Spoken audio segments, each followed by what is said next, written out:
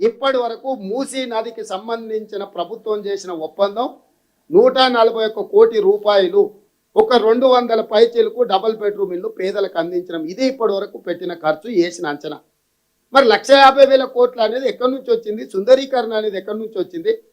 వాళ్ళు గతంలో సుందరీకరణ చేస్తామని చెప్పి ఉప్పల్లో నీళ్ళల్లోనే ఇవ్వేసి ఆడ గడ్డి వేస్తే ఒక్కసారి వాన వచ్చి మొత్తం కొట్టుకుపోయింది. 30 కోట్లు అంచనా వేసి 6 కోట్లు పెట్టంగానే మళ్ళీ తిరిగి చూస్తే లేదు. మరి మూసీ ప్రక్షాళన అంటే ఏంటిది? మూసీలో ఉన్న మురికి నీళ్లు ప్రక్షాళన చేయాలి. కానీ కాంగ్రెస్ పార్టీ వారి దృష్టిలో మూసీ పరివాహక ప్రాంతంలో ఉన్న పేద ప్రజల ఇండ్లను ప్రక్షాళన చేసే కార్యక్రమం వాళ్ళు మొదలుపెట్టింది.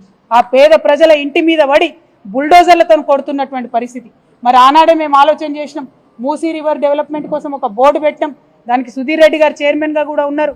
నాకు తెలిసి 20,000 కోట్ల లోపలనే దానికోసం ప్రణాళికలు కూడా సిద్ధం చేసి మొత్తం కూడా ప్రక్షాళన చేయాలనుకున్నాం.